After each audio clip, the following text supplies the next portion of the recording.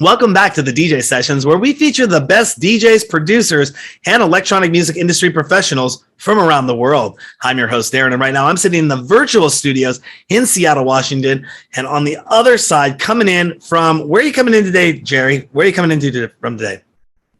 We are here in my house in Mexico, Puebla, Mexico. In Pueblo, Mexico. And Mexico. It is Davila, correct? Jerry Davila. Jerry Davila. Davila. Man, somebody said your name wrong on a thing, and I thought I was like, when I went in a festival, they say Davila or they say Davila. It's anyway, Jerry Davila or Davila. Davila. Awesome. Well, thank you for coming on the DJ Sessions. Got a lot of stuff because I was researching you before, and I know you got your fingers in a lot of different areas, you know, from magazine publication to labels to DJing. Where do you find the time to do all of this? Well, and let me tell you what, I'm the CEO of 3 companies also, apart from that. Yeah, I've been in the music scene for a lot of years. I started when I was 14 years, and I asked my dad a couple of turntables, and he refused me to give me those turntables. So I had to win those turntables by the time. And when I finally bought it, I became a passionate lover of being DJ with vinyls. So I started with vinyls in the 90s. And I started doing some sessions in nightclubs here in Mexico. I live in a city, which is one of the biggest cities in Mexico. It's next to Mexico City. Mexico City now is 28 million people. Yes, very, very big. And Puebla, my city, is 6.1 million. So I started here in a nightclub. From this point, I went to London to work to study and work in different nightclubs. But where your question is how can I get that time? Well, I'm a very well organized person. I used to play golf. Now I don't play golf because golf takes a lot of time, and I produce here every weekend in the mornings, and every weekend at nights I went to do some gigs every weekend. So this is how I organize. When I hear in the middle of the week a track that I love, I record a piece of that track, or I got that piece of imagination to keep that sound and produce it here in these studios during the weekend. So this is how we organize. Well, one of those positions that keeps you so busy is running DJ Mag Mexico, correct?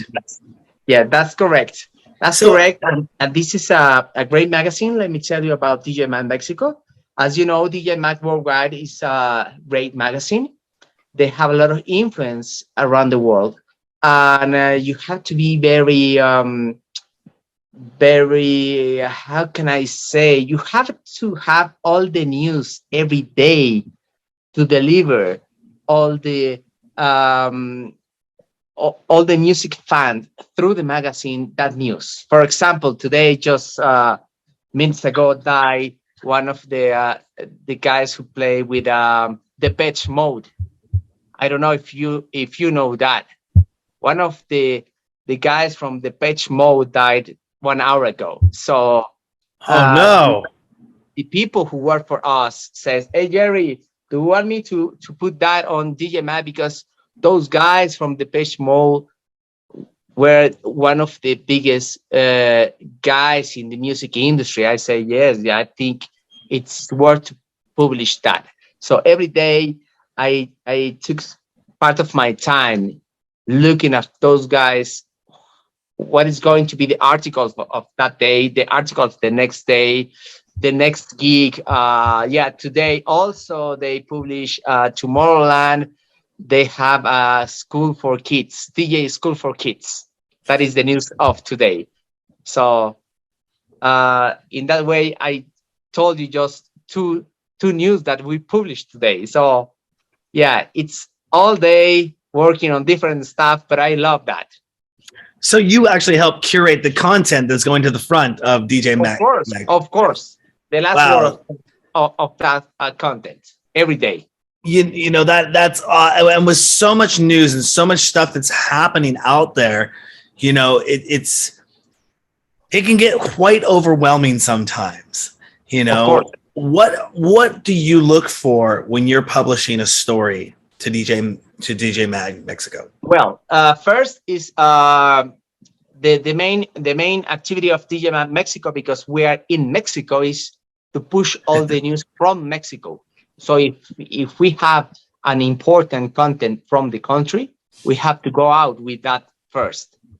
And then if we don't have that, we can publish, like today, Tomorrowland got a new school for DJs, or this guy from the Pitch Mode sadly passed away with 61 years, something like that, right? Worldwide. But mainly our activity is to push all the local DJs. I'm telling you about the whole Mexico, right? Yep. And right now we have a lot of DJs from Mexico who are in Tomorrowland, who are playing in the big nightclubs, playing around the world. So from this magazine, we push those guys and their music to become better DJs. You know, a city that I heard coming out of Mexico over and over again, the name of a city coming out of Mexico for the last couple of years was Tulum. Was Tulum something that was a big thing before 2020, or was it something that became big during 2020? Because I had never heard of it. Then everyone I knew is going to Tulum. You know, that is an amazing question. Let me tell you, my answer will be Tulum is the next Ibiza. Wow. Right? Tulum is the next Ibiza. Let me tell you, Tulum is just 1 hour far from Cancun. And if you look Cancun, they have amazing views. They have amazing hotels. They have a lot of flights. There is very well connected. I think it's the second city best connected in the world with their airports. Oh, wow. So I think Tulum, it's very magical because they have a lot of archaeology, Mexican archaeology. And also they have nice hotels and splendid, out of your mind nightclubs. They're just amazing. So during the pandemic, because people doesn't want to do some big parties, Tulum got a small clubs. They start before every other club in Mexico. They say, okay, we can hold 100 people. We have a nightclub from 100 people to 200 people. So Tulum is the place. Otherwise, if you start with 100 people in a 1,000 people nightclub, it's not going to look nice. That is why Tulum, with those small nightclubs, start to become very big, very big, and took the attention of the whole world. So now Tulum is on the map, on the electronic scene map. Yeah. Well, I'll have to get down there and check it out here soon. Yeah, of course. One of our residents, Lucy Tudor, goes down there all the time now, and was down there over the last couple of years, and it just looks beautiful. The condo where she was at, it just looks amazing. I didn't know it was 1 hour away from Cancun. That is even another bonus. I'd be like, you go to Cancun and then go. Drive to Tulum was 1 hour. Yeah. That's amazing, and that's all people looks. Wow. Now, speaking of playing out, you played many different festivals, but one you were just at recently was the Water Castle Festival. Tell us a little about your experience with that, because there was something that happened on the stage there, I believe, during your set that I don't think I've ever seen before. And there was a dancer. Get down on the stage. I saw this video. Tell us a little bit about that. The Mexican Carol. Let me tell you, a friend of mine owns this festival, and once in a while, those guys call us to play on their festival. The headliner was Steve Aoki that night, and it was here in Puebla, in my hometown. and we got almost 30,000 people. Wow. On that dance floor. So I received a call a couple of days before the festival, and a friend of mine told me, "Hey, bro, my cousin, it's a dancer, but he dresses like the Mexican charo, Mm-hmm. and his face is painted with the date of the death in the Mexican tradition." So I said, to do this performance, and he was really amazed. The people went crazy. Yeah, it's in our socials also that moment. Were you the one filming that on the stage, or was that somebody else that filmed it and you got a chance to get that footage? Yeah. Someone else filmed it, and we got a lot of people who record that, and we will send you all videos. It's amazing, that guy, and represents Mexico because his Mexican charo suit. It's very typical for Mexico. That was pretty awesome. And did you get to go out and walk along the stage, or were you mainly? Did you get to walk along the catwalk, or were you just mainly behind the decks? I went on the catwalk at the end of my set, and I said, "Hey, Puebla, thank you very much." And I gave away one T-shirt from our local football team. Nice. Yeah, I mean, we have always to deliver to the place that we born. Yeah, and we love Puebla. And if this football team is from Puebla, we have to support our tradition, our local team, our local shops, our local artists, DJs, dancers. And you played a lot of different festivals. What would be your favorite festival that you've played at so far to date? That you can what stands out the most? I think what I like most is it was Tomorrowland, of course.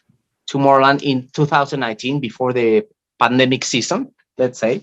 And it was amazing set in the Garden of Madness stage.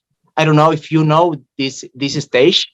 It's amazing stage, a lot of good vibes, a lot of people from around the world. Tomorrowland is one of the biggest festival, for me, one of the most beautiful festival, because they look after any detail.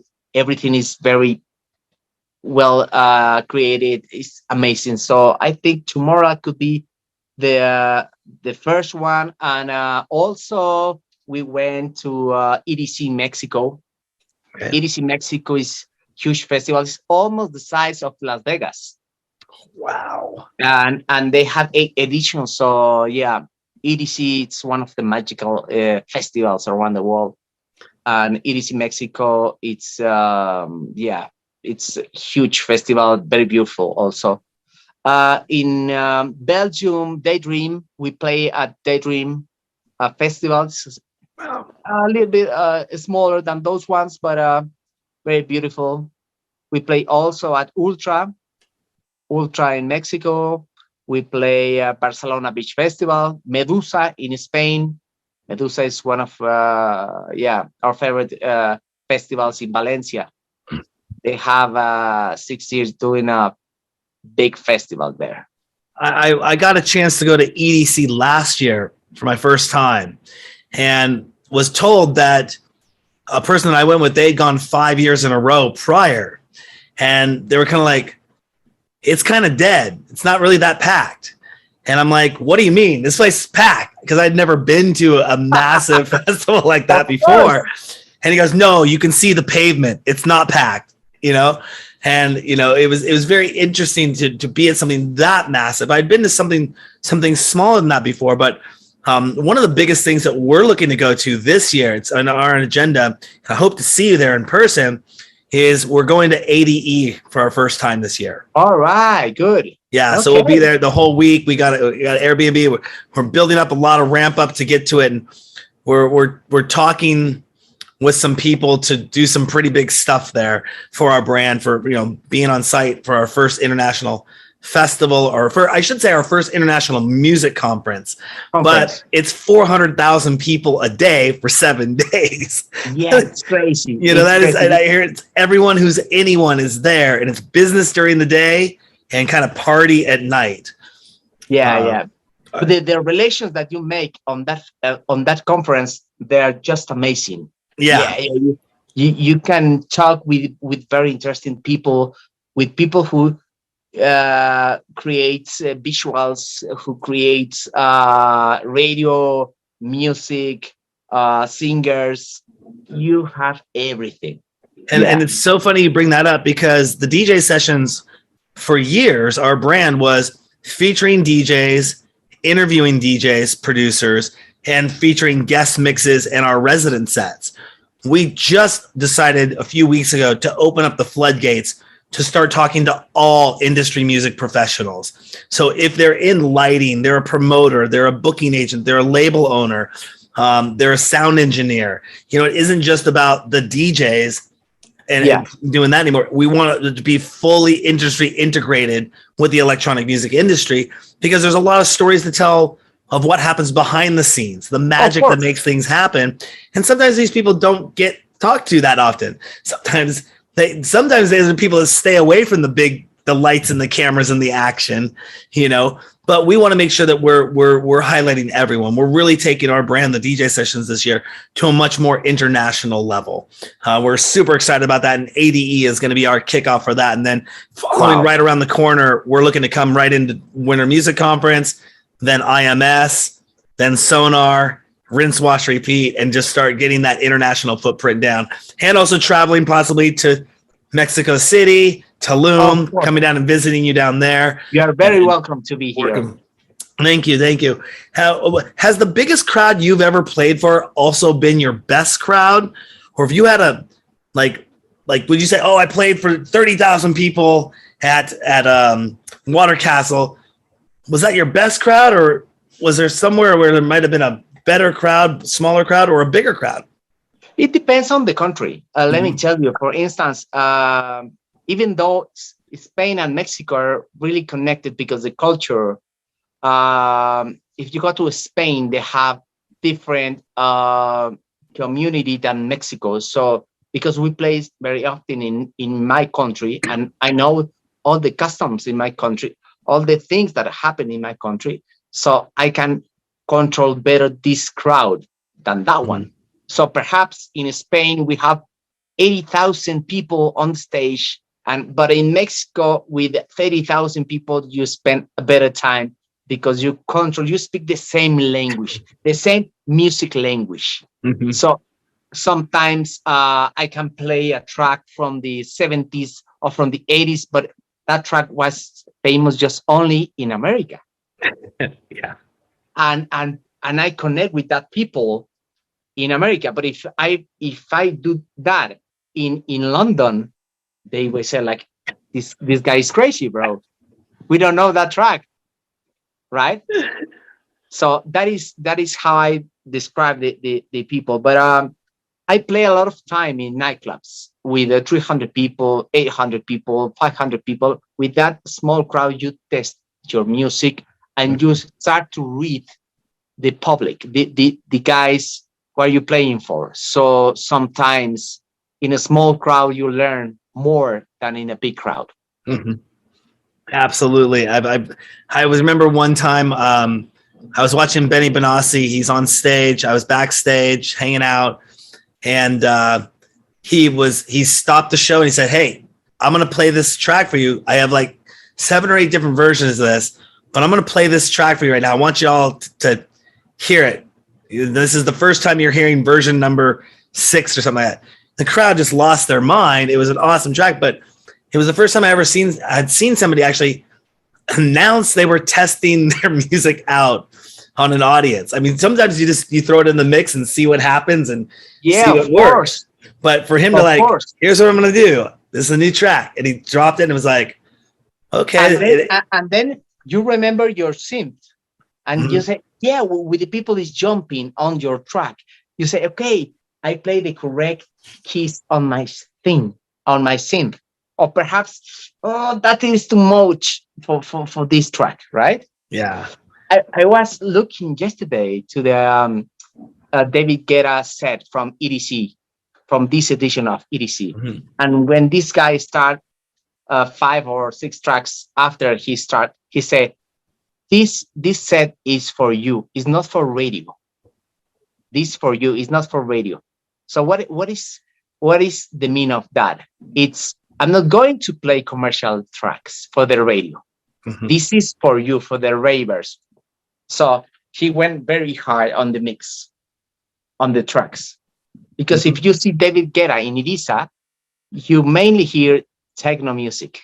But if you hear David Guetta in a nightclub in Vegas, you will hear all the pop tracks. Mm-hmm. So that is how the artist has to read the people and has to propose always something new. How often are you in Vegas? How often are you in Ibiza? Because I heard you're kind of a jet setter and travel a lot. Yeah, well, in Vegas, probably we do like 4 or 5 times a year. In Ibiza, just for the summer. Just for the summer. This summer we'll be there in a very nice nightclub that we can't tell you now because we haven't signed the contract, but we arranged to be there in Ibiza in the week of the 20th of June. We start in Madrid in a festival, and then we go to Ibiza. And after that, we go into Croatia. And we're going to do a small tour over there. Do you need a press contingency to go with you? Because the DJ sessions would like to come along with you. Yeah, well, let me tell you, do you know how long do we take to make a 1-hour DJ set? How long? 40 hours. 40 hours? 40 hours. To for one performance. For one performance. Wow. Yeah. For one performance. Yeah. Yeah. This is the intro. This is going to be my second track, my third track. But also, if this track doesn't work, I have plan B, plan C, plan D. Right? According to the people, according to the stage, according to the time, according to the artist prior of me, according to the artist who is going to play after me, to respect his kind of music. So different things you have to think to make the best DJ set in 1 hour when you present that set. But behind that, you have a lot of work on the studio, mixing the tracks, doing mashups,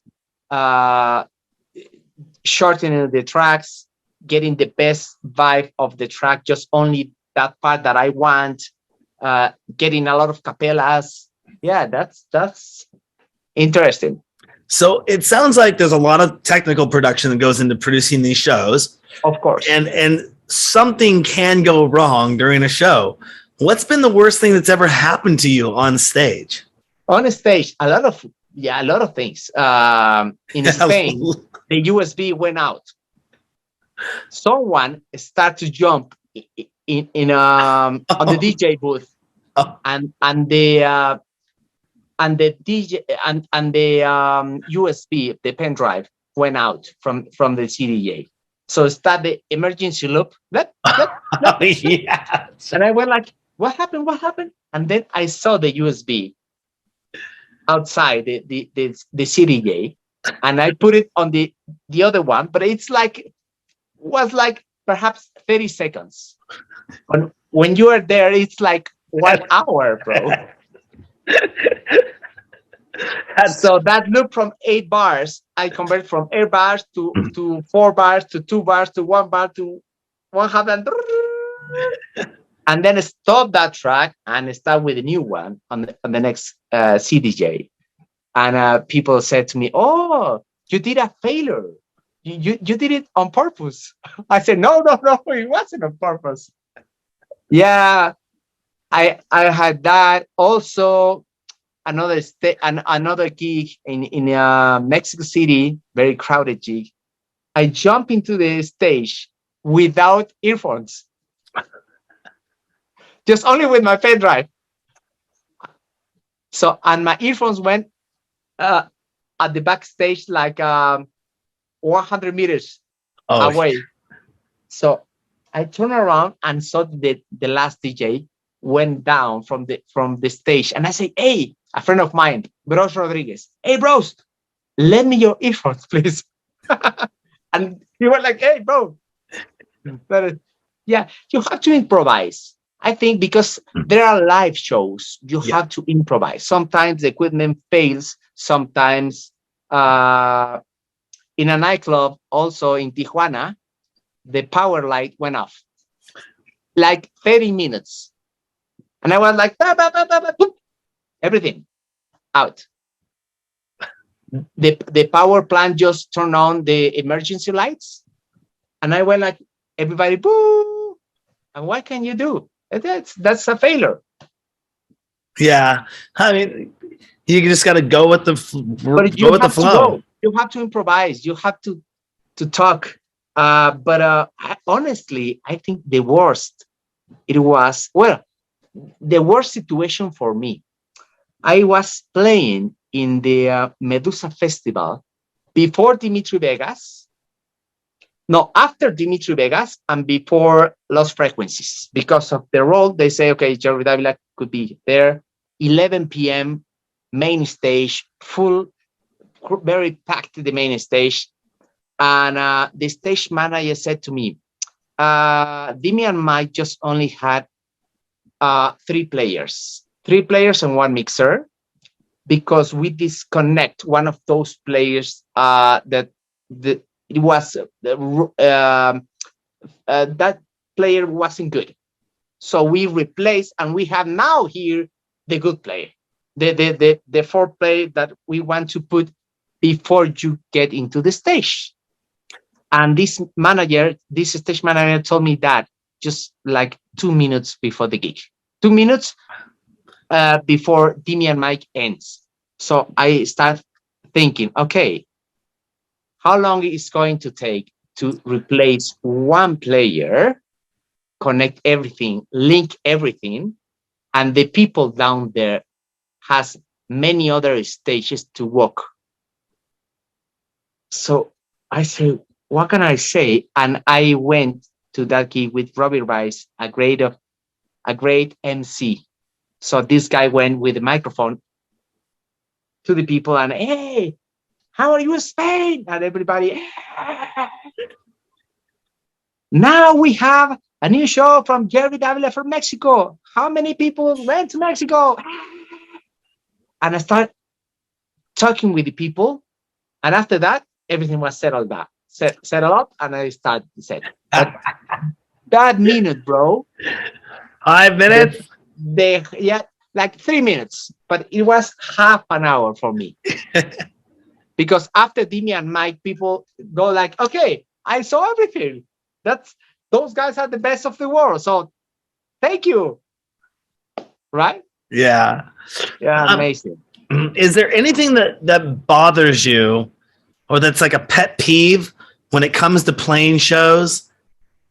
Is there anything that something that if there's not, I don't know, I can't really think of anything because you know all the shows you play, but is there anything that bothers you when it comes to playing shows? Something that you wish wasn't there? Yeah, I think when you play something that I can bother is perhaps the last DJ has to study what are you going to play.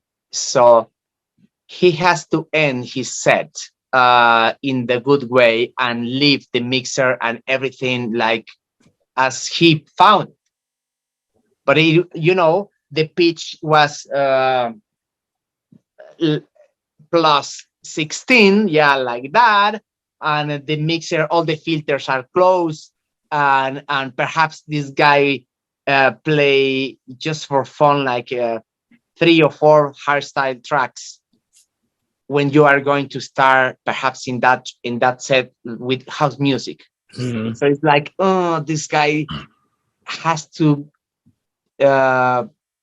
think that the next DJ, if this DJ is going to play house music, he has to respect the music that this guy is going to do. right? It's going to play. So in order to that, this guy has to end the set perhaps slower, right? Or the timing. Okay, bro, it's 1 minute for you. And this guy went like, okay, I just have only 2 tracks more. Bro, it's 1 minute. It's 1 minute. Otherwise, my last track is not going to be my last track because you are going to move all the time. Yeah. We used to have that issue when I would first start doing the DJ sessions shows, is if a DJ just got out of pocket and went 2 minutes, a minute or two too long, by the time we got down to the last DJ playing, instead of giving them an hour-long set, they only had like 40 minutes. Because 2 minutes set this DJ back 5 minutes, which set this DJ back 7 minutes, which means this DJ hasn't gone for 10 minutes. And then we still have to do the interviews. So their set became a 40-minute set instead of a 50-minute set. And it cascades down the line. Yeah. And, it's like, so we change up the format. But you have to live with that and you have to be happy. Otherwise, if you jump into the stage sad or you jump into the stage mad, you're not going to project what you are. You have to be happy, even though you are going to play 40 minutes instead of 1 hour. Okay, this is Jerry Davila, and this is my first track. Let's do it. And yeah, we with this kind of vibe. And speaking of vibe and energy on stage, have you ever gotten shy in the presence of somebody famous? No. Let me tell you, no, because I think I know those guys from a long time ago. I used to play with Carl Cox, Sasha, with from those guys from the old school in the 90s in the same nightclub. Mm-hmm. And we were like friends from that time. And by the time I met Guetta, Dimitri Vegas, David Morales, all the big names, Jockey, and they're great people. And I think, no, it doesn't happen to me. Yeah, I know. I say this sometimes, like some people ask me who's the number one person I'd want to meet. And the story goes way back to 2009 when I was at Winter Music Conference. It was our first time ever really traveling out. It's actually where the idea for the DJ sessions got started was there. But I had hooked up with the PR manager. You might know, Sarah Cooper?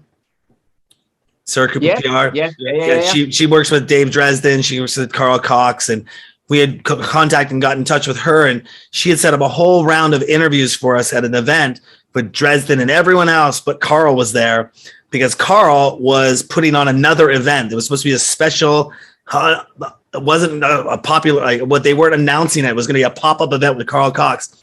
Funny enough, for whatever reason, it didn't click with me on who Carl Cox was in 2009. Wow. It just went right over my head. Didn't even think about it. So when the opportunity came through, she was trying to set us up to go do a whole press thing on the event, but the event didn't end up happening. And I never said, well, can we still just get the interview with Carl? I didn't even think about it until a year or two later. It was after we got Dresden back on the show to do the DJ session. He was our first kind of celebrity DJ that came and played on the DJ sessions in late 2009. And then I found out who Carl Cox was. And so it's been kind of a lifelong ambition of mine to get Carl on the show, like anyone ever asked it. And he'd probably be the one person I would get shy in front of, because like you said it best, they're real people. You know them. You worked around them for years. I like my interviews not to be so professional. I like them to be a little bit laid back, a little bit more informal. And just like, hey, you're a guy I could see at a coffee shop having a conversation with you. I was hanging out with somebody, I won't name drop, last weekend, and pretty big DJ. Was hanging out with him at the bar, and he was just having a simple chat with me and just kind of like, so what do you do? What are you up to? And I'm like, I was trying not to let him know that I produce a DJ show and feature DJs from around the world, because he's a DJ, pretty well-known DJ, pretty well-known producer, and I didn't want him to think I might be like hitting him up or doing anything, but I'm like, I produced this little DJ show doing this thing. All of a sudden, these two kids come running up out of nowhere and go, hey, can we get a picture with you? Can we get a picture with you? Not me, of course, with the DJ. So I said, like the kids doing it, holding up and stuff. I go, no, give me the camera. I'll take a picture. And I take a picture. And I told the kids about my show. They later posted the show. And afterwards, I came back over to him and said, by the way, I do know who you are. And I just want to say you're a really awesome producer and DJ. And it's really cool hanging out with you. And we had beers and chatted. I'm actually going to see a show this weekend with them in Portland, about a couple hours away from where we live. But really nice guy. His wife is phenomenal and had a great time hanging out with him. And it's just like normal hanging out. Like, yeah. Try not to get starstruck. Yeah, you don't get starstruck anymore. And then, but obviously, with your career and what you've done, you're kind of like, it's just my buddies. Like it's another day. It's not my buddies, but because we also have another business. I start with the insurance business in the 1997. And I start like an insurance agent selling insurance to the people, and then I put my office, and then I put my company of insurance in Mexico. So I have a brokerage company in Mexico. Okay. We runs insurance for the people and also for the government. So I have a lot of importance meeting with governors, with mayors every day, every time. Once in a while with very important people that level. So now the music is it's not a hobby for me. It's a profession for me because I love music. But it's like, okay, if I do this in the professional business that I have, and I know that I talk with very important people, so it's difficult to be shy with another guy that you admire and love, if you like, but it's not like, okay, I'm not going to be like very shy. No, I don't know. You've got past that. A lot of people in the world, I passed that. I remember one time I was interviewing, Mickey Avalon. I was just interviewing, and then I saw somebody else and they were interviewing Beardo, the people that were on tour with them. And you could tell the girl was fan struck when she was doing the interview because it was just talk. Like it was like what should have been a 10, 15 minute interview was like this hour and a half long interview, just question after question after question. It was like, he's like, where is this going? Like, I mean, it was a great interview. She was having a great time, but I like to make sure I kind of get in, get out, professional. Here we go. Yeah. Let's go. And okay. And then maybe afterwards it's like, yeah, I just got that interview. Yes. To me, it's like, it's like if you're killing it with a set, I'm killing it with the microphone.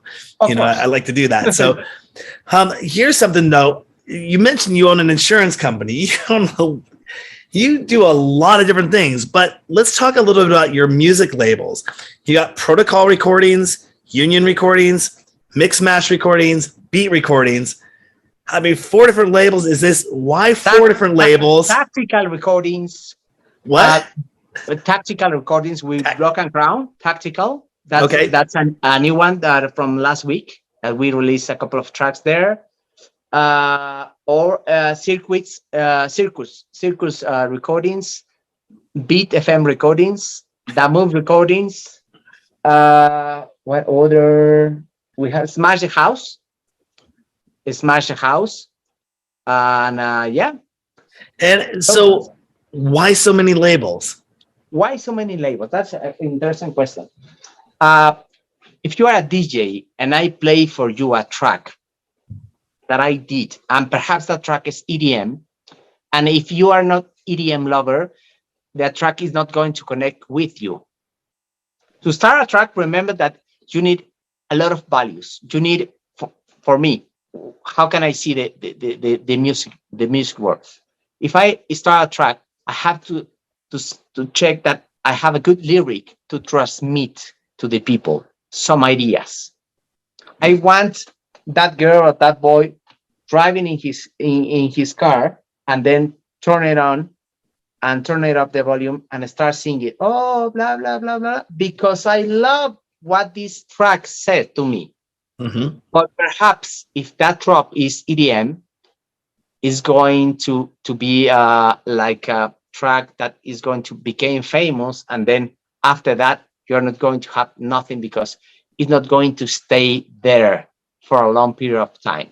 Mm-hmm. But if that track it's house track, perhaps I have more time with that track into the playlist, Mm-hmm. because the house got different audience than EDM.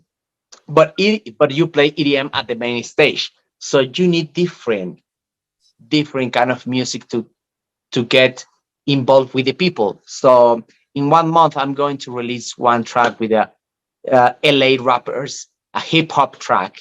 Is going to be amazing to connect with that community. Mm-hmm.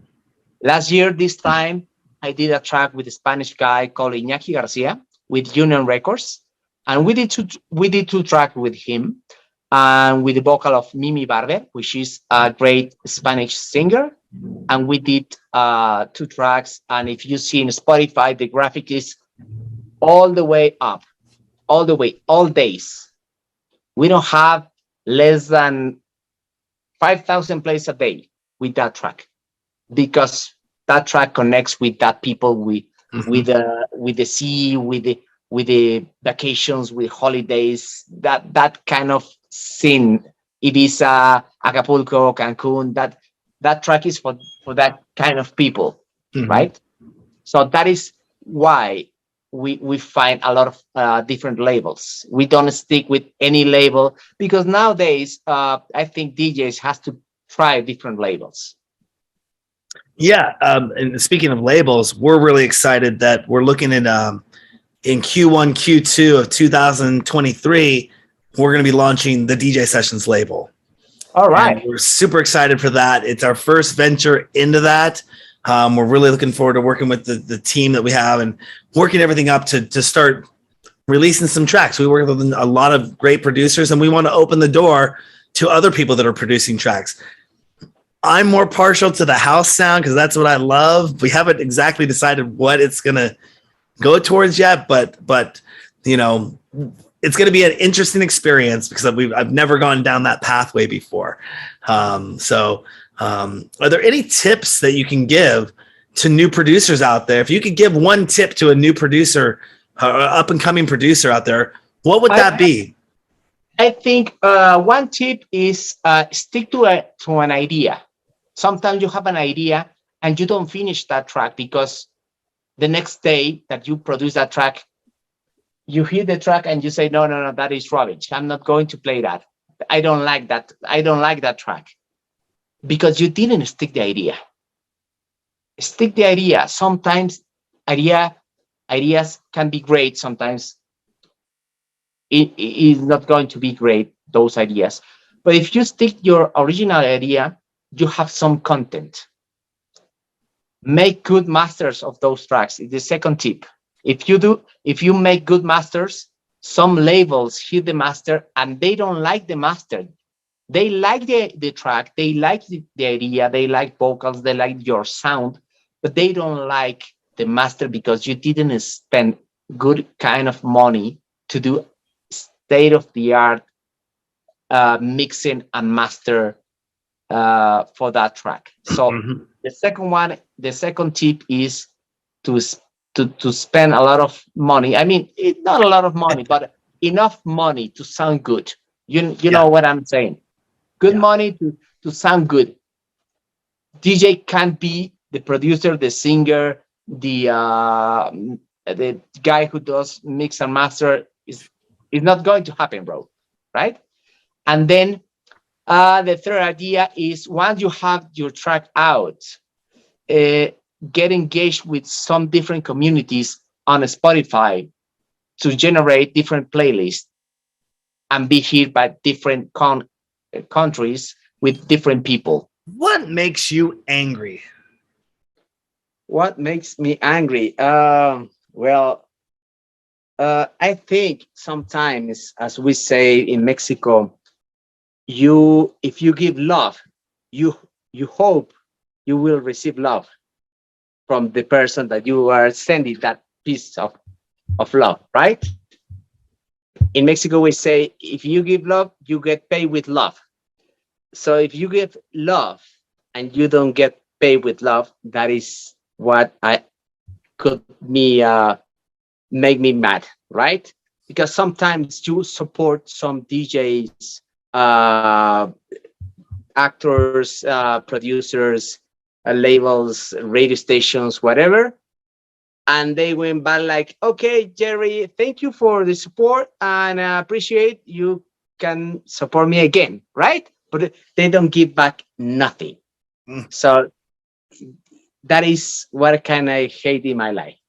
Yeah. And if there was something you could change about the electronic music industry, that there's a major issue in the industry, what would that be that you could kind of tip the balance on and say, I'd like to see more of this happening in the world or in the business? I think when they say, okay, this is the top 100 DJs in the world, or perhaps the top 100 DJs in America, or let's say top 100 DJs in Mexico, sometimes they don't look at all genres. They just look at the most DJs, the most crowded DJs, right? The DJs who are getting the venues packed, but they don't look after that DJ who produce a great house music and do small parties, but with great results, with great music. Nobody look at that guy. So I will change those ratings of DJs to include more genres and to include more different scenes. Like, for example, melodic techno, house, obviously EDM as it is, perhaps hardstyle, the best of hardstyle, the best of techno, the best of melodic techno, the best of Afro house, and the best of radio stations DJs, and to make a better balance, to choose those best DJs in the world. Sometimes I wonder if my guests are mind readers or not, because it's like you almost knew what question I was going to ask you next with what you just said. And I was going to ask you, what are your thoughts on the DJ Mag Top 100? And you kind of just answered that you wish it was a little bit more open, or it broke down in other genres to give the little guy, or the little lesser known DJ, I should say, you know, and in a more bigger term, a little bit more recognition for the hard work they put in, rather than just basing it off of attendance or ticket sales. Or, I mean, what are the qualifying factors for the DJ Mag Top 100? Well, let me tell you, DJ Mag has been doing a great job for the last 25 years, something like that. It's not from the last year. Those guys are working for a long period of time. And I think they start with a small piece of DJs, so they have to name the best 100. But by the time, every day that I wake up, I realize that there is 3 new DJs, 5 new DJs, 7 new DJs every time. So by the time, we are a lot of DJs and a lot of genres, because every day also the same community builds the new genres. So I think they've been doing a great job, but they have to expand, as you say, to expand the vision, to put perhaps the 10 best worldwide DJs from melodic techno in US, the 10 best DJs in Australia, or perhaps talking about China. Well, China is a new country that just been with a lot of DJs, a lot of movement, a lot of great venues. So can you imagine how many DJs are we going to have from China in a couple of years? Yeah, like thousands, like thousands. So I think those guys has to open. So Yeah. in the question that you say, how they get those DJs into the magazine, well, of popularity, obviously. They check socials, they check music reproductions, everything, to evaluate those DJs, the compromise of those DJs with the scene, right? And the interaction, festivals, gigs, everything. But as I will say, that there's a lot of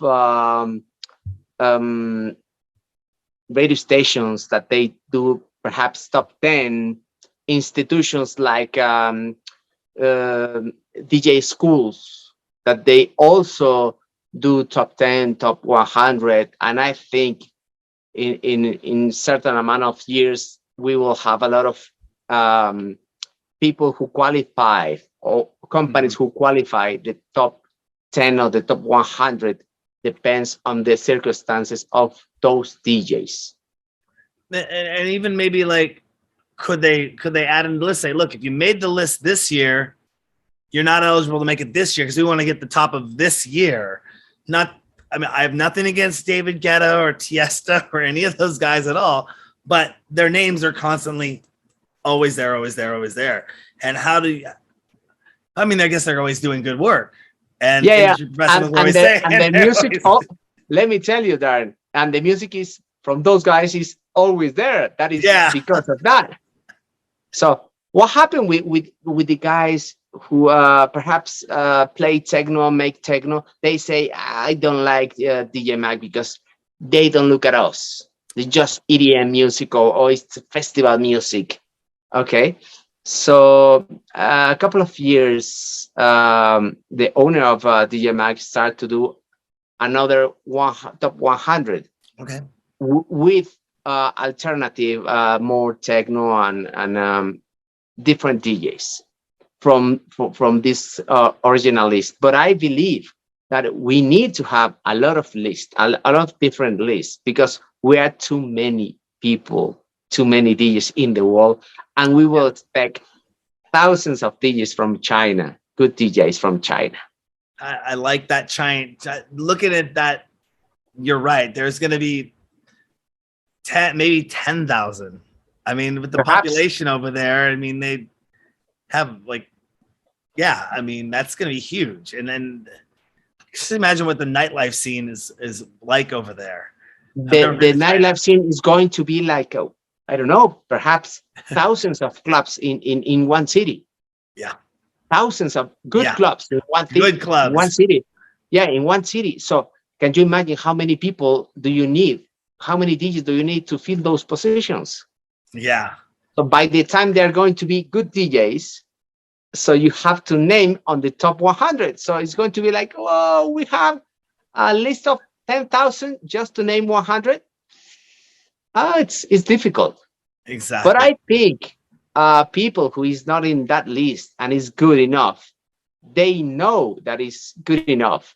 I mean, their fan base, their friends, their community knows that DJ deserves to be in that list, but because perhaps that guy doesn't have the connections to know DJ Mag or the connections to climb in that ladder and get to someone to say, hey, look at that guy, he's really good in Australia, or look at that guy, he's really good in Mexico.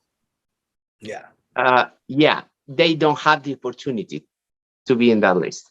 Now, I see that you're sitting in a studio, and it's when we started the interview, or right before the interview, you showed me a little bit of your studio. I'd like to get a little tour of your studio, but is that the main studio you're in right now, or is that like Studio A, or what? And would a studio, trying to put it into the last question I just asked, would a better studio help you get higher in the list? Well, no, precisely. Let me tell you, this is my studio. I'm going to give you a quick tour with the camera here, showing some synths that I bought along my life. But a lot of synths that you can buy in the way physical synths, you can buy it online, right? And you can with one synth that you can sync with your computer, can use any synth that has been produced in this world, right? But I love to have them physically because it's quicker for me to hear the note, and then from that note I start doing a track here in my computer. So, for instance, this week we work really hard because next Friday we are going to have one release, and this Friday, 3rd of June, and then in 1 week we are going to have another release, and you're getting a call. we are following like 3 releases in a row that we just finished, and we want to be there with those releases for the summer. So it's very practical to have all this here physically. I think the talent doesn't fight with the money to have those synths that we have. So if you have a lot of talent and you have just one synth and your computer and you're very talented, you can produce from there. Yeah, it's kind of like that. I think won't be any difference if you're really talented. And just to let every one of our viewers know right now, what's happening is this guy's a really busy guy. So it's his phone getting calls coming in, and I'm so happy to do the interview. But look at this studio. I mean, that's a real over there. Let me tell you, this is a great Juno Roland from Juno from the 90s. It's amazing. This Moog is a piece of art. This Moog is amazing. And also we have the open reels for the people who is watching. I know what is the reel to reel. This kind of machines give you a better and wider sound. And then we have here all the equipment for broadcast. We hear sometimes when we don't go to the radio station, we produce here with those microphones. Here we have the piece of recording CD. Also, we have the CD recording, our screens, our console for the vocals here. And then we have here Cork Sync. This is, from the 90s also, 2000s. We have a small DJ booth here with the 2000s. And I start to play with vinyls. So I love this studio with those vinyls. We also have here the blue microphone for vocals. Another two things, the Group Box 505. Group Box, the 505. Yeah, amazing. I used to own one of those. Whoa. Yeah, amazing. Whoa. And then over here we have a couple of synths also. And I have here the Technics turntables.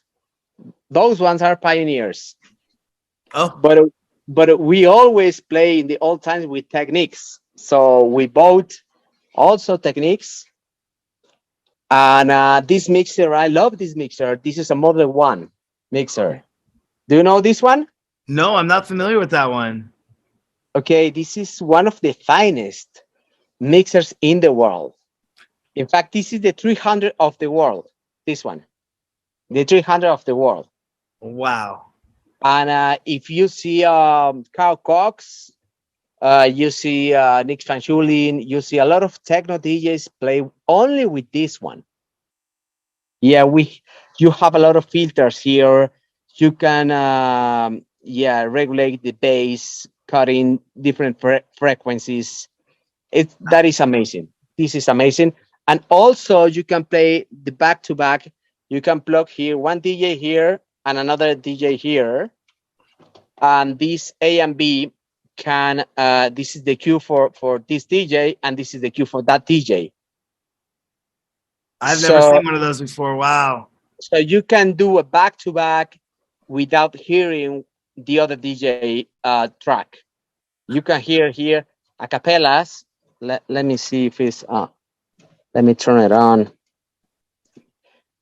If I press this one, yeah, okay, the DJ A can hear the music. If I play this one, DJ B can hear it, but this DJ is not going to hear this channel.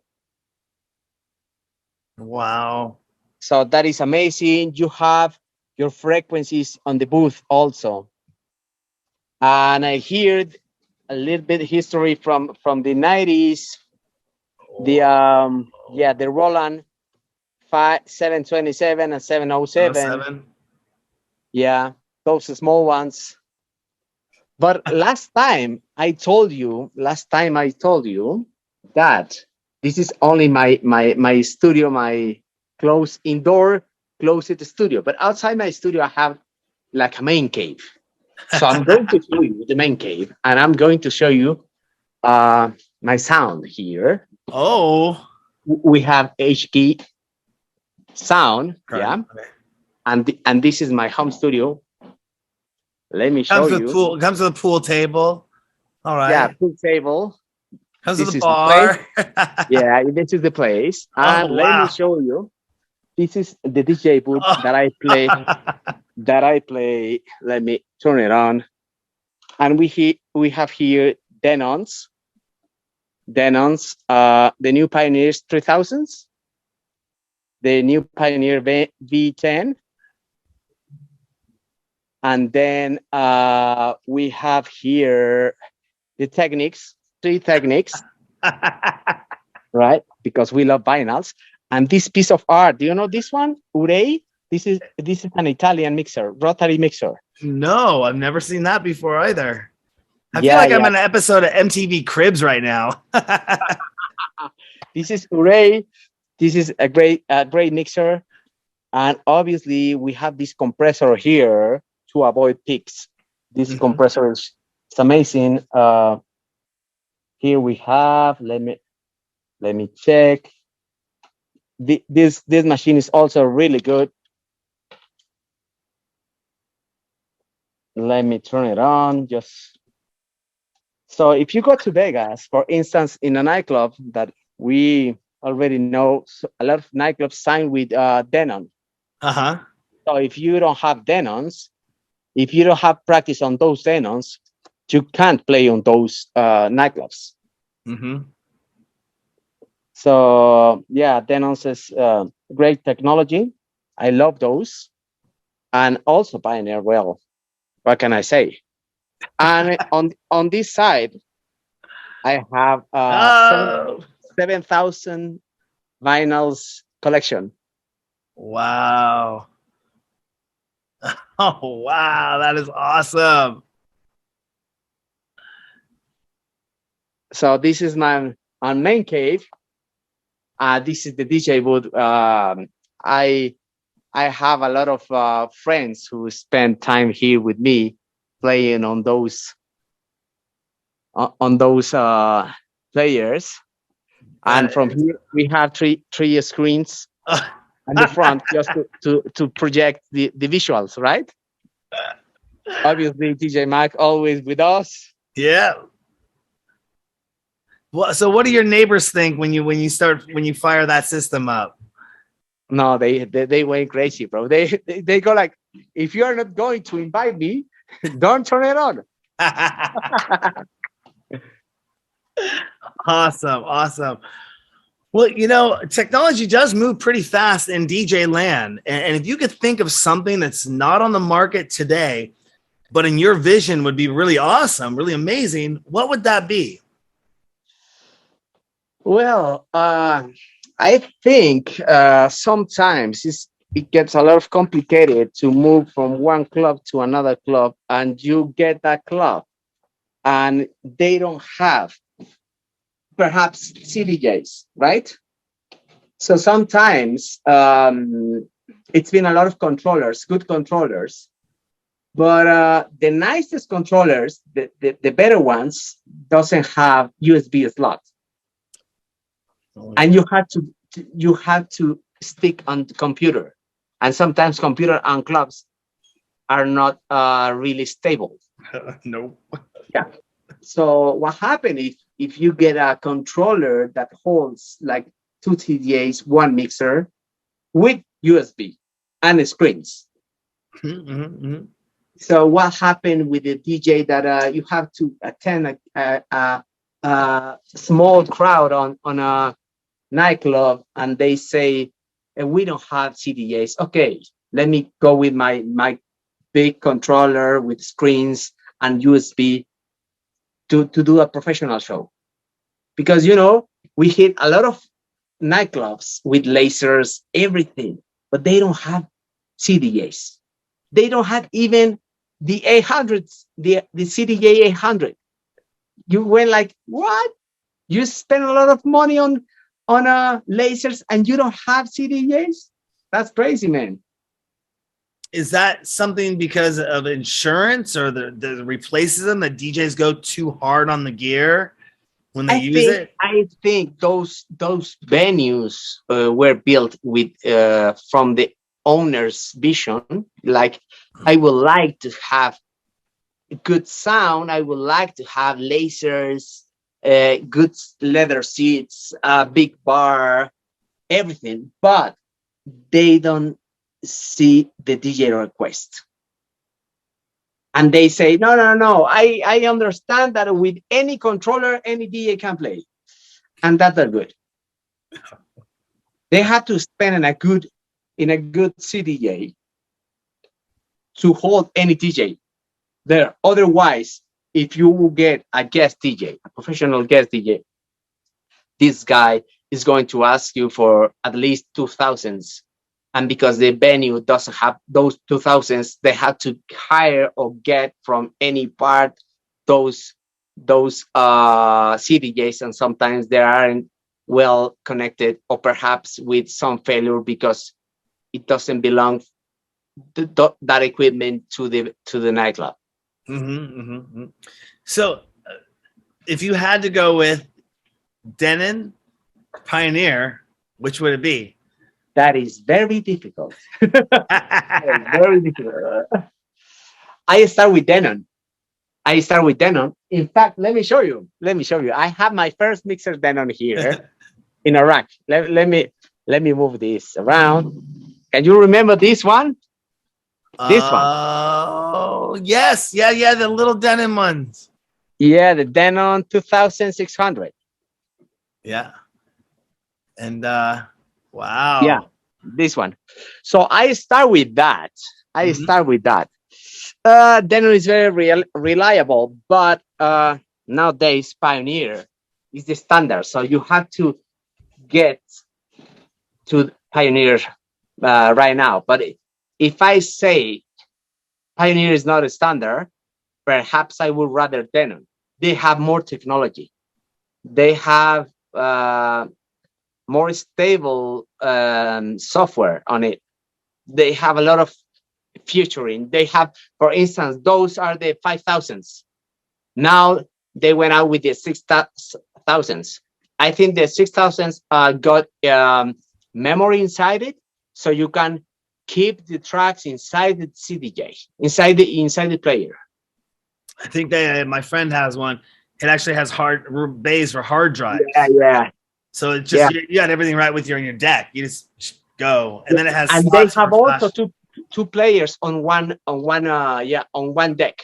I think Yeah, 2 layers on one deck. So that it makes it easy to mix perhaps 3 tracks with two players. And also, if you accidentally unplug from the AC power, keeps on. So yes, stays on. Yeah, they have a lot of featuring. I love it. Yeah.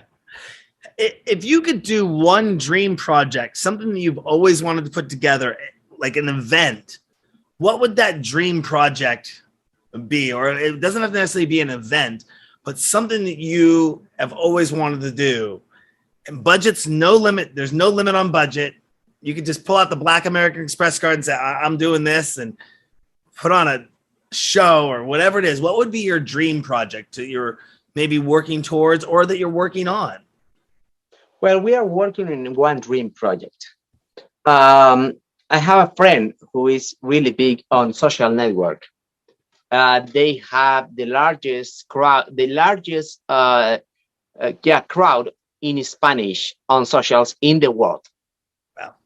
Their webpage reach like 2 billion people a month.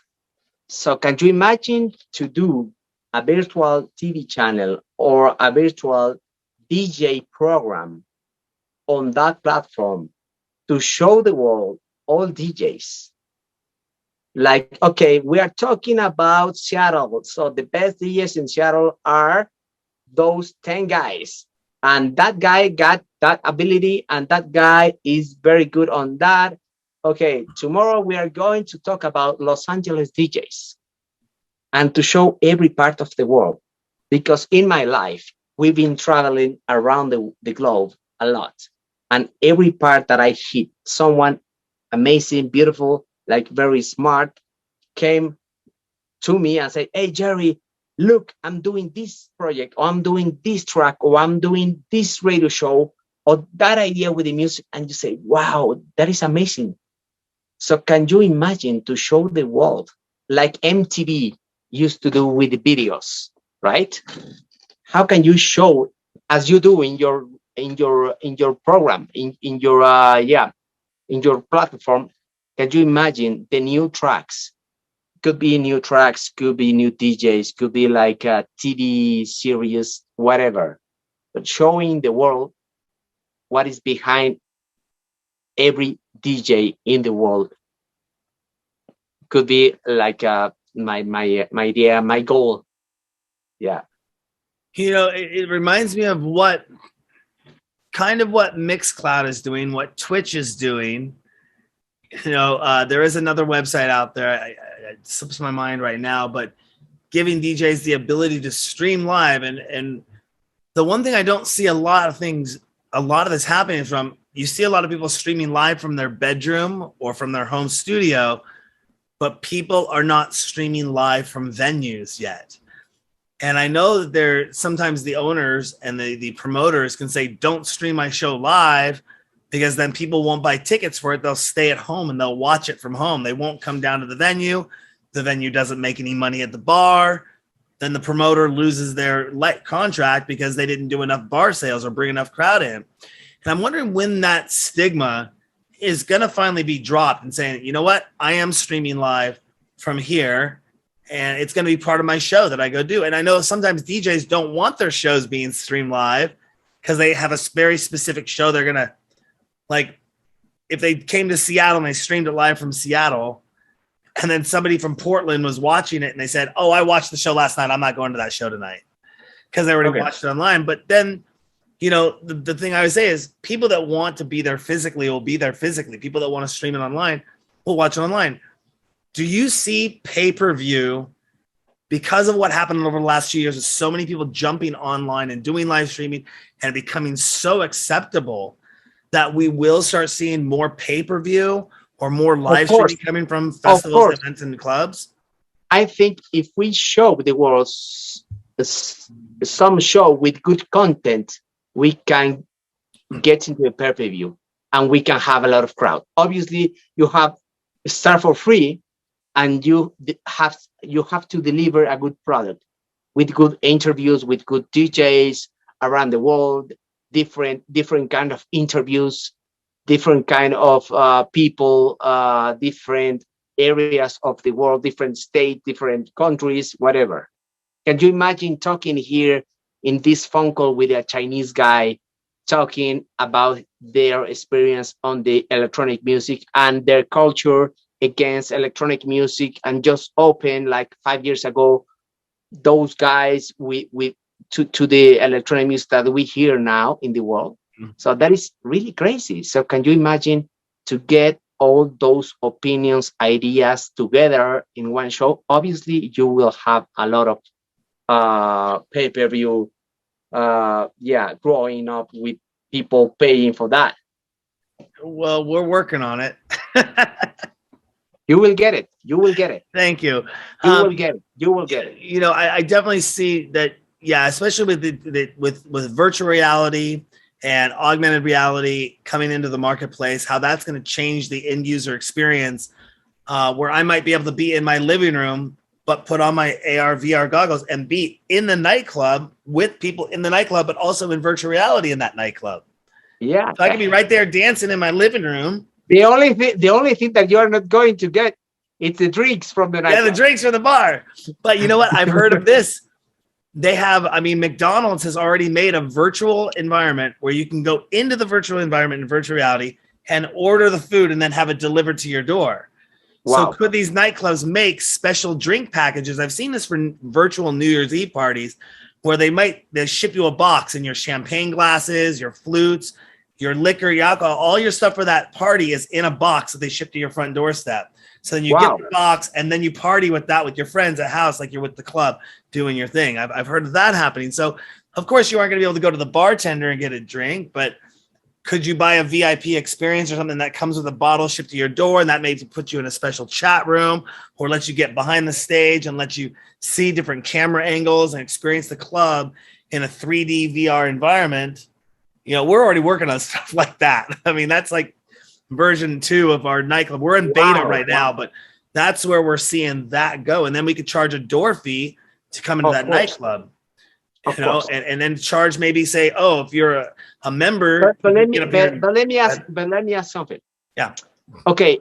Imagine that you are on that floor with all the product developed, right? You have the company who is going to deliver the drinks. You have the motor to get the money out of your clients, to get the door fee, everything, right? How do you promote that you are doing that? How people in Europe knows that you are going to do that? That's a great question. Okay, let me answer that question. Okay. My friend who got this platform, being the social media number 1 in Spanish. Yeah. Okay, got that reach.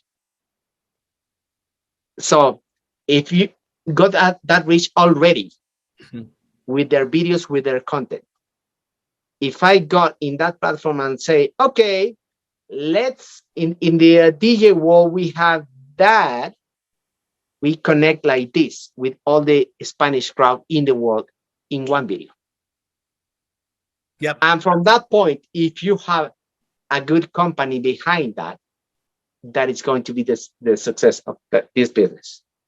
It could work. Or this is the way to do it. I'm not talking to you to do this thing with me. Just like, for example, you need to be seen first, and then to deliver the product. Then after that, but the idea is amazing, bro. The idea is amazing. Yeah, it would be awesome to be able to pull it off. Unfortunately, right now, with the way I can only, like, if I can't block it off at a state level, or I can block it off at a country level. Like, so say I only wanted it to be seen in the United States online, then I could have a United States distribution. Hey, we should have this conversation offline because this can go down a huge rabbit hole, and I don't want to take over the interview. Don't worry. Talking about it, we'll talk about it later. So. One of my last questions for you: if somebody were to write a biography about you, what do you think the title should be? The Mexican Warrior. The Mexican Warrior. The Mexican Warrior. No.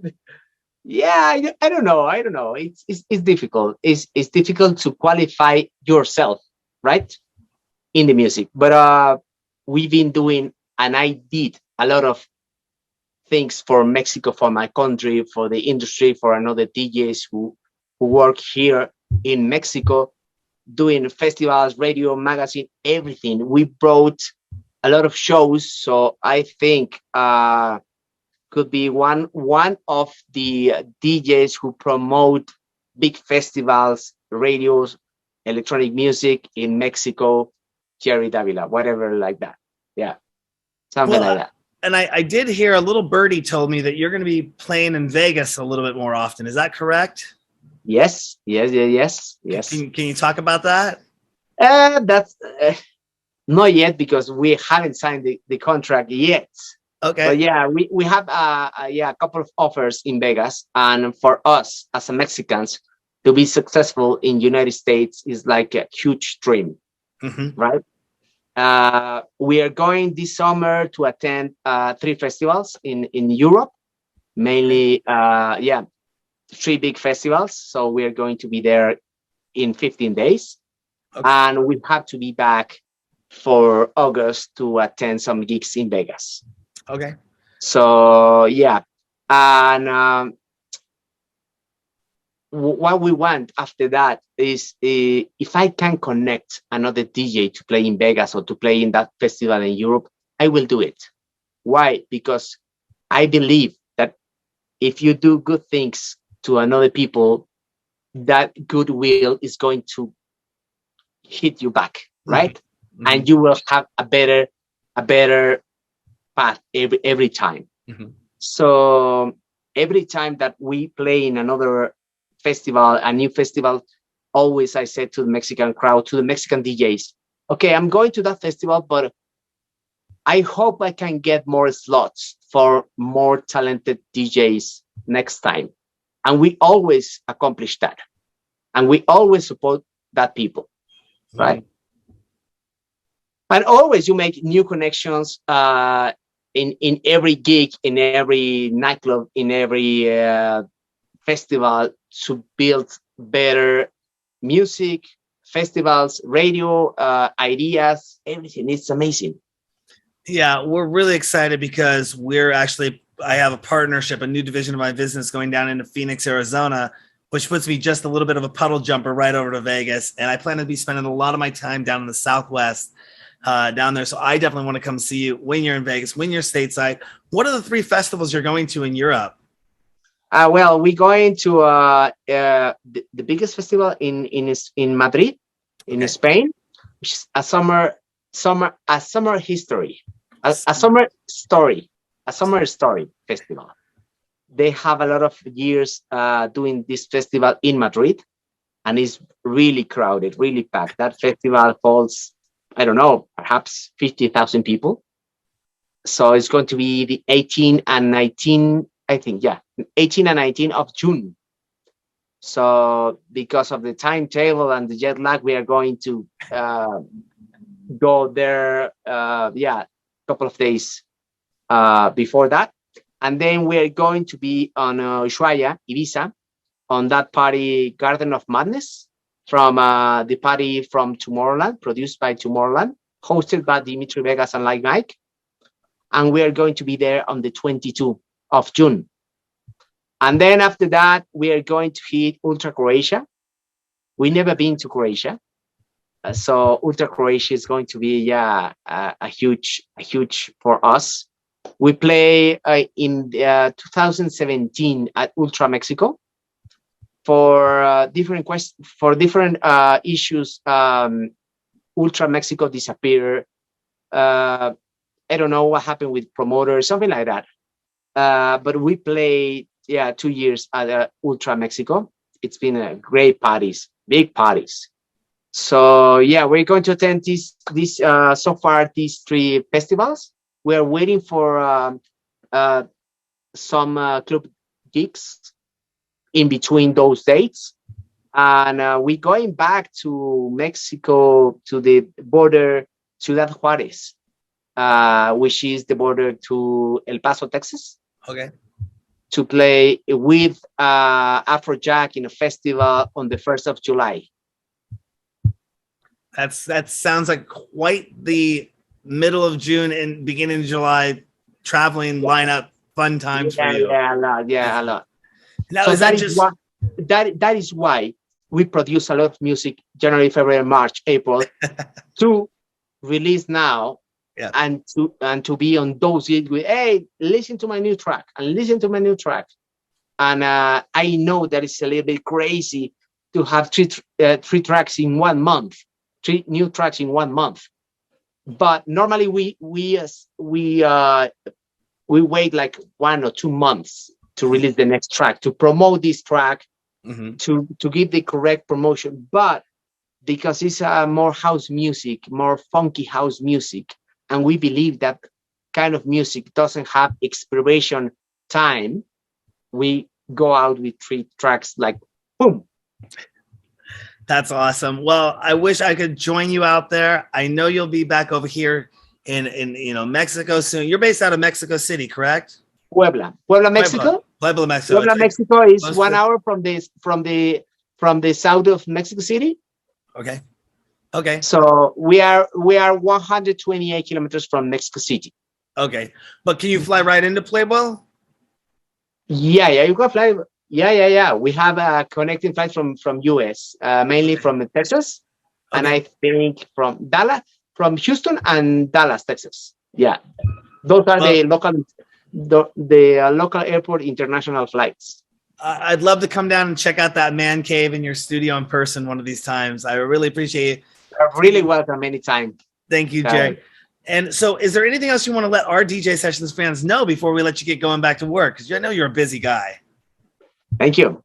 Well, I think the DJ scene, every time the DJ scene, it's getting new flavor, new music, new festivals, everything. So for your followers, for your crowd, for your DJs, what I tell, just stay with wide open eyes and they will find a lot of opportunities there.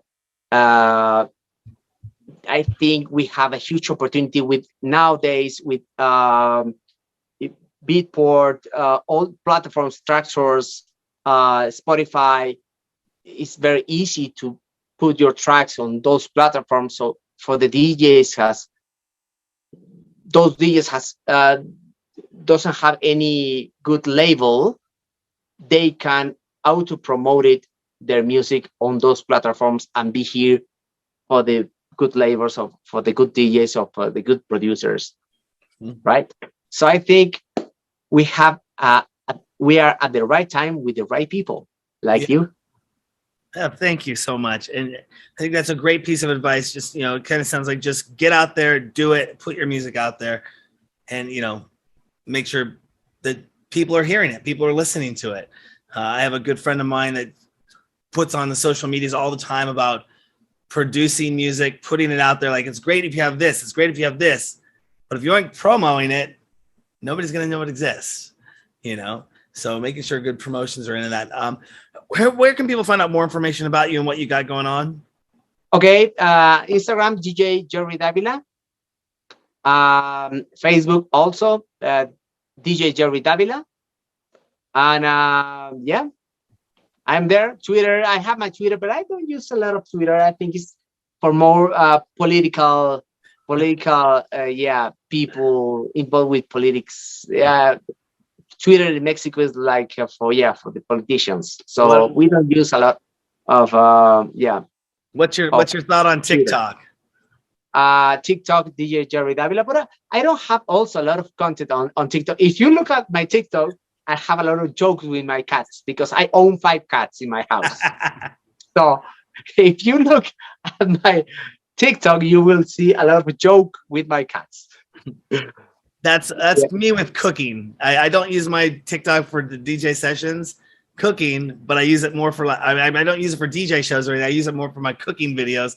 But I just laugh. I laugh my ass off. I think it's the funniest thing in the world. And make the videos I still don't understand the algorithm of TikTok. So it's complicated. There are a lot of people who get millions of plays in one just funny video, and if you go with a good video, you have like 500 or perhaps 300 views. Yeah, that's crazy, but it doesn't matter. At the end, people, if you have good content, we'll see the good content. Yeah, it's fun to play around on. We're still experimenting with it, but thank you so much again, Jerry, for coming on the show. We look forward to talking with you and following you for the next rest of your career, and we want to stay in touch with you and bring you back on the show quite often. So thank you. Thank you very much, and we'll see you soon. We'll see you soon. On that note, don't forget to go to our website, thedjsessions.com. Find us on TikTok, Instagram, Twitter, Facebook, The DJ Sessions. We're all over the place, but the website, thedjsessions.com. This is Darren coming to you live from the virtual studios in Seattle, Washington. Jerry, he's all the way down in Pueblo, Mexico. And remember, on the DJ Sessions, the music never stops. Never.